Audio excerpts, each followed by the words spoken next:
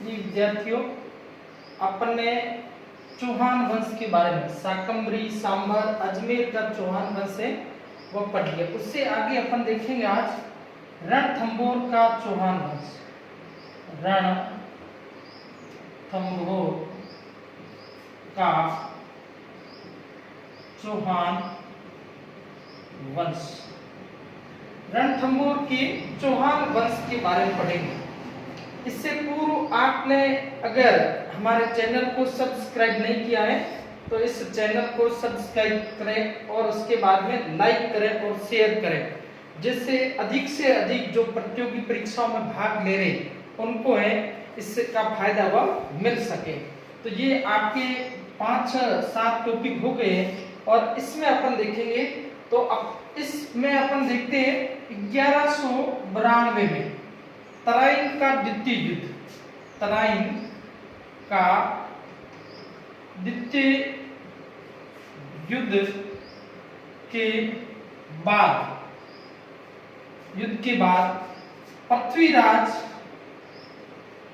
पृथ्वीराज चौहान तृतीय का पुत्र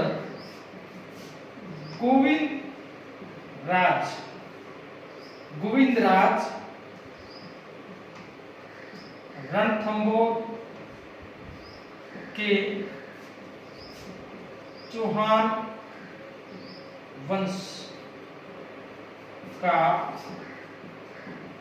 संस्थापक माना जाता है। तो आप प्रश्न पूछ सकते हैं आपको, रणथंभौर के चौहान वंश की स्थापना किसने की थी? गोविंदराज ने रणथंभौर के चौहान वंश की स्थापना की थी। उसके बाद में अपन देखते हैं गोविंदराज के बाद में यहाँ पर शासक बनते हैं बाहलन, प्रहलादन और उसके बाद में वीर नारायण ये शासक बनते हैं। और उसके बाद में वीर नारायण के समय वीर नारायण को इल्तुतमिश से युद्ध का सामना करना पड़ता है। वीर नारायण को इल्तुतमिश से युद्ध का सामना करना पड़ता है। इल्तुतमिश गुलाम वंश का वास्तविक संस्थापक माना जाता है। टक्का व जीतल मुद्रा जारी करने वाला है। इस प्रकार की जो प्रथा है उसको जारी, और जो है सहलगामी प्रथा उसको भी जारी किया था इल्तुतमिश ने। तो इल्तुतमिश के समय इससे युद्ध का सामना करना पड़ा और इसका वीर नारायण का दिल्ली में इल्तुतमिश द्वारा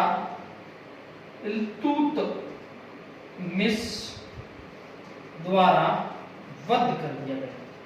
वीर नारायण का कहां पर वध कर दिया? दिल्ली में इल्तुतमिश द्वारा वध कर दिया। अब इसके बाद में अपन देखते हैं शासक नाम याद रखना बहुत जरूरी। कभी कभी है वह क्रम से पूछ सकते हैं, निम्न को क्रम से लिखिए, ऐसा प्रश्न पूछते हैं। सब इंस्पेक्टर में ऐसा है शाकंभरी के चौहान वंशों के बारे में, उनमें से पृथ्वीराज प्रथम, उसके बाद में पृथ्वीराज तृतीय और इसके ऐसे अजय राज, इनके क्रम से लिखिए, ऐसा प्रश्न आया था।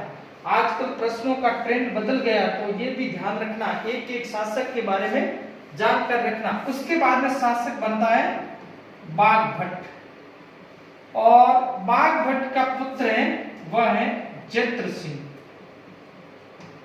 उसके बाद में जैत्र सिंह, और जैत्र सिंह है उसको नासिरुद्दीन के आक्रमण का सामना करना पड़ा और जैत्र सिंह कर देने के लिए बाध्य हुआ।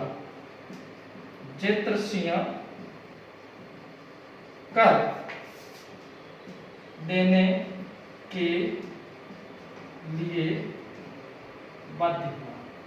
ये जत्र सिंह है वह कर देने के लिए बाध्य हुआ। अब आगे अपन देखते हैं, जत्र सिंह ने अपने जीवन काल के अंतर्गत अपने तीसरे पुत्र हमीर का राज्याभिषेक कर दिया।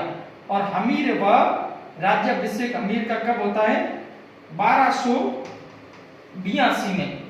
1282 में अपने जीवन काल के समय ही हमीर का राज्याभिषेक कौन कर देता है? पिता जत्र सिंह। हमीर का राज्याभिषेक हुआ 1282 में। अब राज्याभिषेक होने के बाद में हमीर देव है, वह एक युद्ध कौशल राजा था। उसने अपनी साम्राज्य का विस्तार करना शुरू कर दिया। और क्या किया? 1288 में मेवाड़ के शासक समर सिंह को पराजित कर दिया और युद्ध विजय कर रहा था। और युद्ध विजय के बाद में उनसे धन वसूल करके उनके राज्य को वापस लौटा देता था। और इसके बदौलत इस समय जो दिल्ली में शासक बनते वो निर्बल शासक होते। और ये इस समय गुलाम वंश है वह समाप्त हो जाता है। 1290 में किस वंश की स्थापना होती है? खिलजी वंश की स्थापना होती है। और कौन सा वंश समाप्त हो जाता है? गुलाम वंश समाप्त हो जाता है और खिलजी वंश की स्थापना। अब अपन देखते हैं, हमीर जब शासक बनता है तो उस समय हमीर के समकालीन खिलजी वंश के 2 शासक होते हैं प्रमुख रूप से। पहला शासक है जलालुद्दीन खिलजी,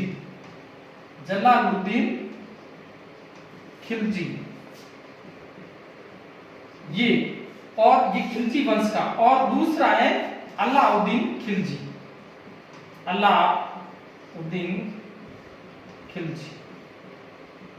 ये खिलजी वंश के 2 शासक थे, जलालुद्दीन खिलजी और अलाउद्दीन खिलजी। इनके समकालीन रणथंभौर का शासक है, उनका नाम है हमीर देव चौहान। ये और हमीर के समय अलाउद्दीन खिलजी ने 2 आक्रमण किए।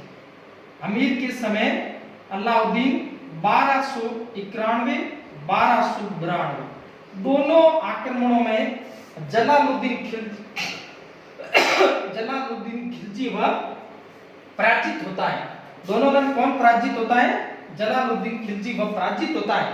और पराजित होने के बाद में वह रणथंभौर के दुर्ग के बारे में कहता है। क्या कहता है? रणथंभौर के दुर्ग के बारे में जलालुद्दीन खिलजी कहता है। क्या कहता है? जलालुद्दीन खिलजी इस दुर्ग के बारे में कहता है कि मैं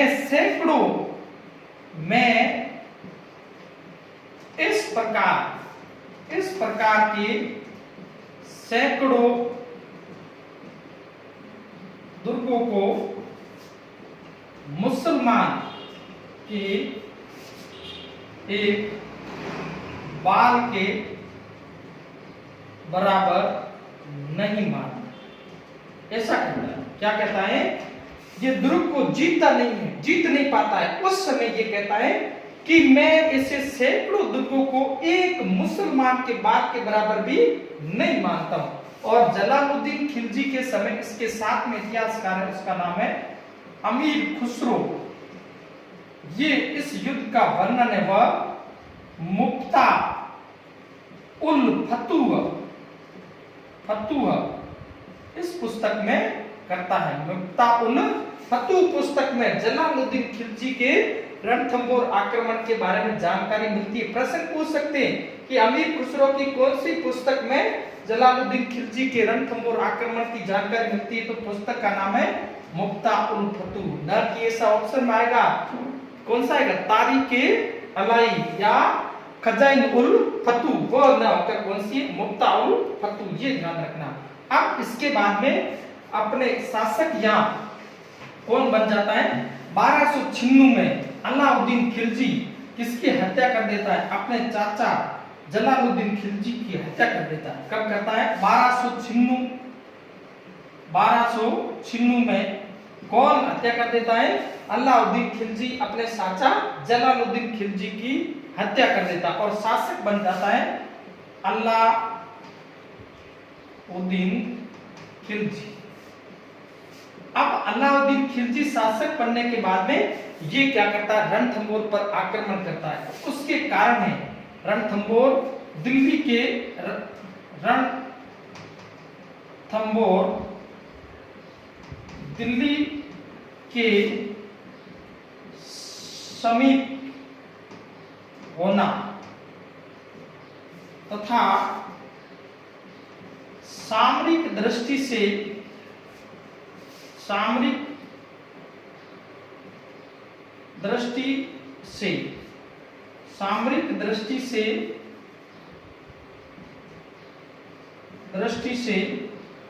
महत्वपूर्ण।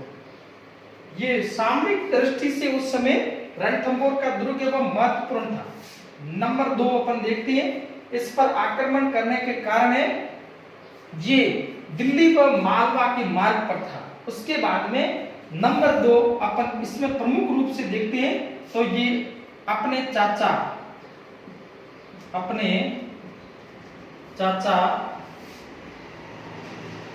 जलालुद्दीन खिलजी के न जीतने के दुर्ग को न जीतने के कारण दुर्ग जीतना चाहता था। ये अपने चाचा जलालुद्दीन खिलजी की हार का बदला लेना, ऐसा भी लिख सकते हैं, जलालुद्दीन खिलजी की हार का बदला लेना चाहता था। ये दुर्ग को जीत नहीं पाया था। हार का बदला, ये दुर्ग कभी जीत नहीं पाया था, इस कारण वह इस दुर्ग पर क्या करना चाहता था? आक्रमण करना चाहता था। अब अपन देखते हैं 3 नंबर, अलाउद्दीन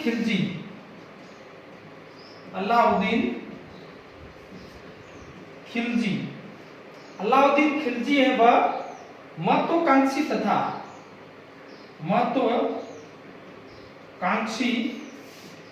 तथा साम्राज्यवादी शासक था।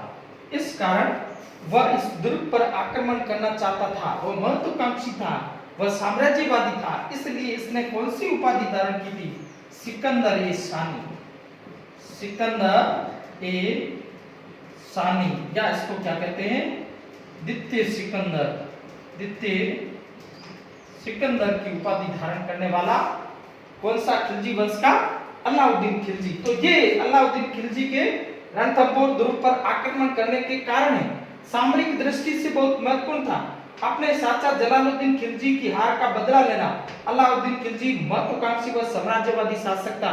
तीसरा ये रणथंबोर का दुर्ग वह दिल्ली से मालवा और गुजरात जाने के रास्ते के मध्य भी आता था। इस कारण से इस दुर्ग पर आक्रमण कर दिया। और उसके बाद में जो तात्कालीन कारण है इस दुर्ग पर आक्रमण करने का, उस कारण है वह है कि मंगोल आक्रमणकारी मीर मुहम्मद शाह व के हब्रू को संरक्षण देना। तात्कालिक कारण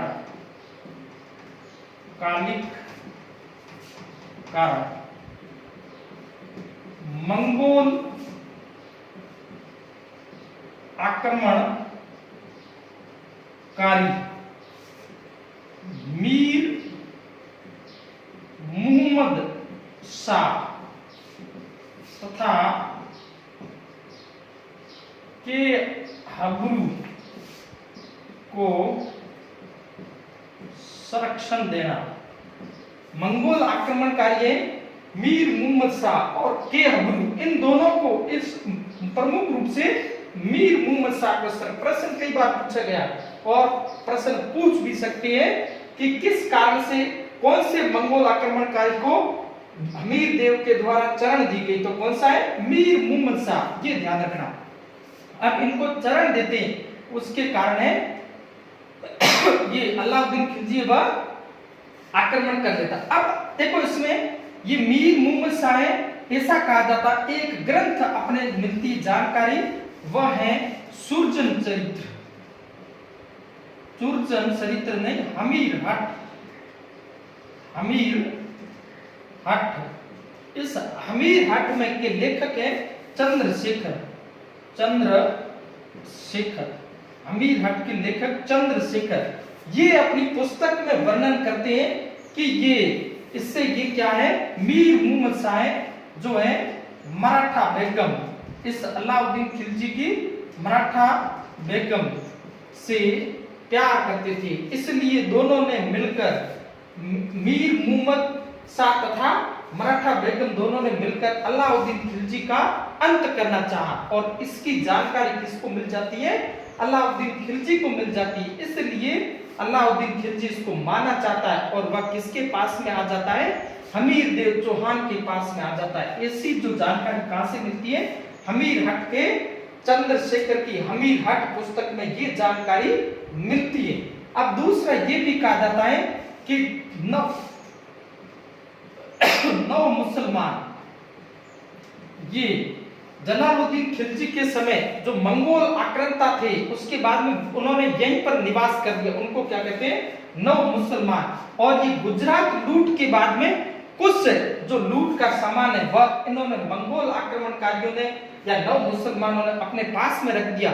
इसके कारण अलाउद्दीन खिलजी ने इन पर आक्रमण कर दिया और ये कहां पर आ गए, ये सभी आगे किसके पास में, ये आगे हमीर देव चौहान के पास में मीर मुहम्मद शाह। अब अपन देखते हैं यहाँ पर आक्रमण करता है कौन, अलाउद्दीन खिलजी।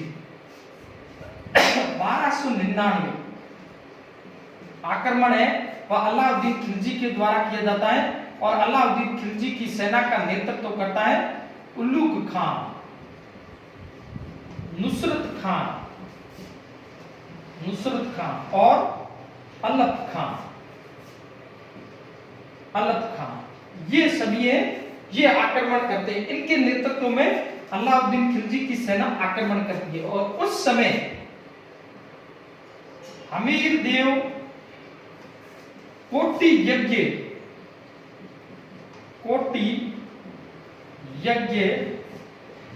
पूर्ण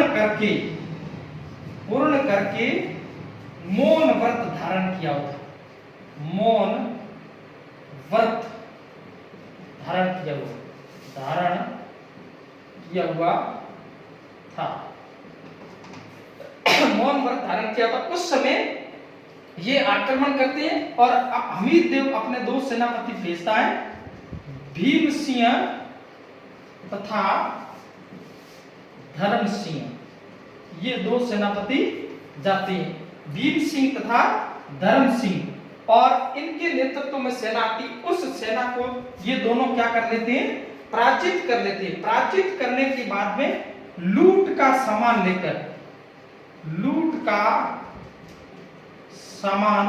लेकर धर्म सिंह वह दुर्ग की तरफ जाता है। क्या करता है, दुर्ग की तरफ जाता है और पीछे उल्लुक खां के नेतृत्व में सेना आक्रमण करती है और एक सेनापति भीम सिंह वह मारा जाता है। भीम सिंह वह क्या होता है, मारा जाता है। और उसके बाद में जैसे ही धर्म सिंह वहां पहुंचता है तो धर्म सिंह को क्या कर दिया जाता है, अंधा कर दिया जाता है और उसको मंत्री पद से हटा देते हैं। और मंत्री पद पर किसको नियुक्त करते हैं, भोजराज को नियुक्त किया जाता है, भोजराज। और भोजराज वह इतना जानकार नहीं था और उसके बाद में वापस किसी प्रकार धर्म सिंह वह क्या बन जाता है, मंत्री बन जाता है। और मंत्री बनने के बाद में वह जनता पर कर अधिक लगा देता है और जिसकी बदौलत अमीर वह जनता में इतना लोकप्रिय नहीं, अलोकप्रिय हो जाता। उसका कारण है धर्म सिंह द्वारा जनता पर कर लगाना। अब उसके बाद में वापस सेना जब आक्रमण करती दोबारा, अलाउद्दीन खिलजी खुद वहां पर आक्रमण करने के लिए आ जाता है। और उस समय अपन देखते हैं दोबारा जब आक्रमण किया जाता है, पहली बार आक्रमण करते हैं उस समय ये उल्लुक खां है, उल्लुक खां द्वारा झाइन दुर्ग, जिससे दुर्ग पर अधिकार कर लिया जाता है, अधिकार कर लिया जाता है लिया जाता है। और इस झाई का नाम है वह उल्लू खां द्वारा, उल्लू खां झाई का नाम क्या करता है, नो शहर, इसका नाम क्या रखता है, नो शहर। उल्लू खां के द्वारा इसका नाम है नौ शहर, झाई पर है अधिकार। और झाई को क्या कहा जाता है, रणथंभौर की कुंजी कहा जाता है, रणथंभौर की कुंजी के नाम से प्रसिद्ध क्या है, झाई का दुर्ग। इसका प्रवेश द्वार प्रमुख रूप से झाई, उसको क्या कहते हैं, रणथंभौर की कुंजी कहते हैं। अब आगे कैसे होता है, दोबारा जब आक्रमण किया जाता है तो विभिन्न प्रकार के जो यंत्र हैं उनके द्वारा पत्थर बरसाए जाते हैं और किले के अंदर से भी पत्थर बरसाए जाते हैं, जो है भैरव यंत्र, उठालिया यंत्र है इनके द्वारा। और इधर पाशी, गरगच, इस प्रकार के जो यंत्र है, पाशी,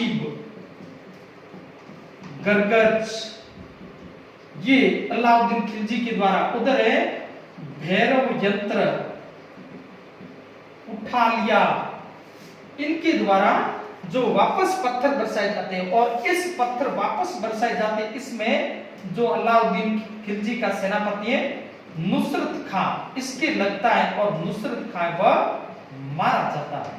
ये ध्यान रखना, इस आक्रमण में अलाउद्दीन खिलजी का कौन सा सेनापति मारा जाता है, नुसरत खां वह मारा जाता है। और उसके बाद में ये जो इस समय क्या करता है, भोजराज भी उधर मिल जाता है और हमीर देव के द्वारा अपने दो सेनापति रतिपाल और रणमल, इन दोनों को भेजा जाता है। किसको, रतिपाल तथा रणमल, इन दोनों सेनापति, ये सेनापति थे हमीर देव के। और हमीर देव के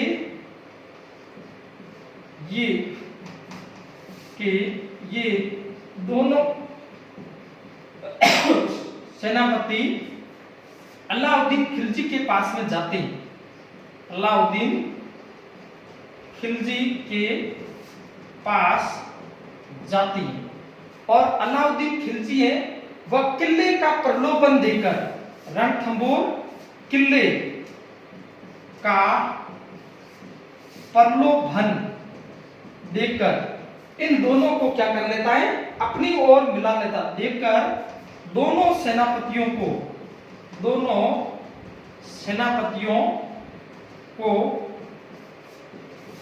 अपनी ओर मिला लेता है। और ये दोनों सेनापतियों को अपनी ओर मिला लेता है। अब उसके बाद में अलाउद्दीन खिलजी वह आक्रमण करता है। आक्रमण इतना भयंकर है और उसके बाद में ऐसा भी कहा जाता है कि किले में खाद्य सामग्री को दूषित कर दिया जाता है। और ऐसा कहते हैं, सोने के दो दानों के बदले चावल का एक दाना भी नसीब न हो रहा। ये हालात हो गए थे, खाद्य सामग्री को क्या कर दिया, दूषित कर दिया। और उसी समय दोनों के मध्य क्या हो जाता है, भयंकर आक्रमण होता है। और इस समय जो है उल्लू खां के द्वारा, उल्लू खां वह मेहलसी नाम दूत को किसके पास में भेजता है, अमीर के पास में भेजता है। और संधि क्या करता है, वह शर्त रखता है कि जो मीर मुहम्मद शाह है उसको मंगोल आक्रांताओं को लौटा देना। ये पहला है मंगोल आक्रांताओं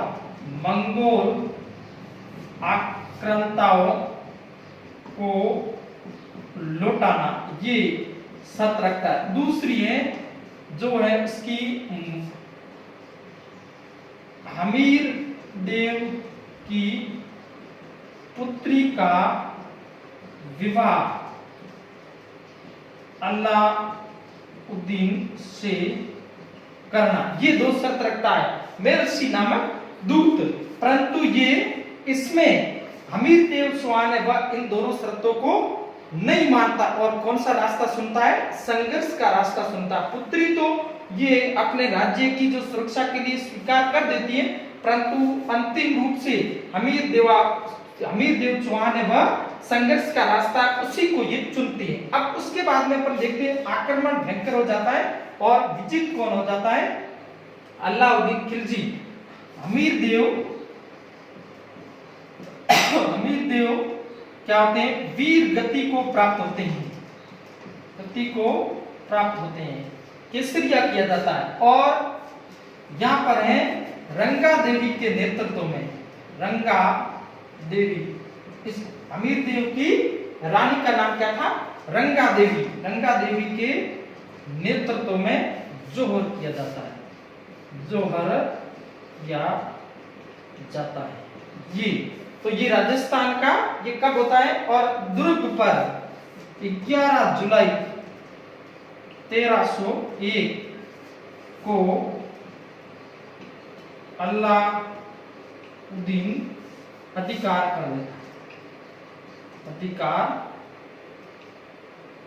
कर देता है। ये इस समय इस दुर्ग पर आक्रमण करके अधिकार कर देता है और जोहर व रंगा देवी ऐसा भी कहा जाता है, ये जल जोहर किया जाता है, ऐसा भी कहते हैं जल जोहर। परंतु ये राजस्थान का प्रथम शाखा है। राजस्थान का प्रथम शाखा कब हुआ है? 1301। कौन सा है? रणथंभौर का, ये ध्यान रखना। अब उसी समय अलाउद्दीन खिलजी की नजर कहां बनती है? मीर मुहम्मद शाह पर। किस पर? मीर मुहम्मद शाह पर अलाउद्दीन की नजर पर अलाउद्दीन की नजर पड़ती है और उसे पकड़ता है और उसे पकड़कर उसे पूछता है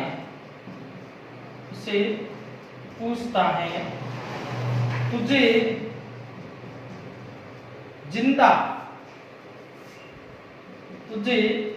जिंदा छोड़ दिया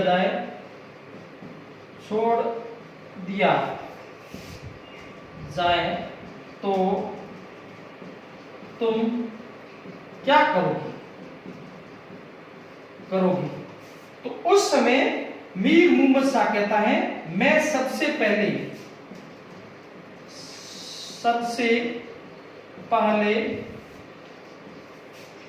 हमीर के वंशज को राजा बनाऊंगा।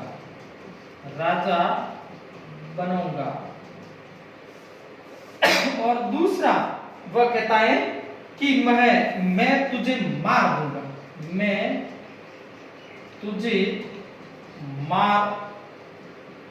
दूंगा। और इसके बाद में हाथी के तले मीर मुहम्मद शाह को कुचला दिया जाता है। ये ध्यान रखना, हाथी के तले उसको मार दिया जाता है। तो ये उस समय मीर मुहम्मद शाह को पूछा जाता है और ऐसा भी कहा जाता है, अमीर हट में ये जानकारी मिलती है कि मंगोल जो मीर मुहम्मद शाह है या मंगोल महिलाओं के द्वारा भी इस युद्ध में रानी रंगा देवी के साथ में जोहर किया था, ऐसी भी जानकारी मिलती है। अब अपन देखते हैं इस आक्रमण के बारे में कुछ जानकारी मिलती है अपन को, तो वो अपन देखते हैं कौन कौन से ग्रंथ है। तो सबसे पहले अलाउद्दीन के इस आक्रमण की अमीर खुसरो का ग्रंथ है। अमीर खुसरो का ग्रंथ जो है तारीख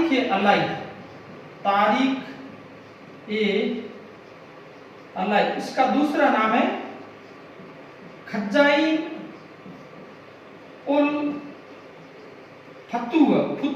ये इस ग्रंथ में अमीर खुसरो साथ में था, आंखों देखा वर्णन करता है। और दूसरा मुस्लिम है जयायुद्दीन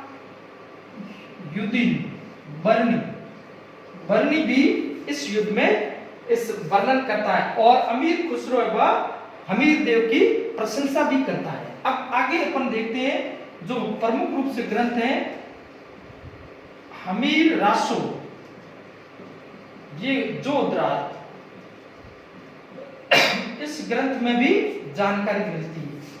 हमीर महाकाव्य, हमीर महाकाव्य, ये नयन चंद्र सूरी, इस ग्रंथ में भी नयन चंद्र सूरी इसमें। उसके बाद में हमीर हठ, ये है चंद्र शेखर, इस रचना में भी इसके बारे में। उसके बाद में अपन ग्रंथ देखते हैं हमीर बंदन, हमीर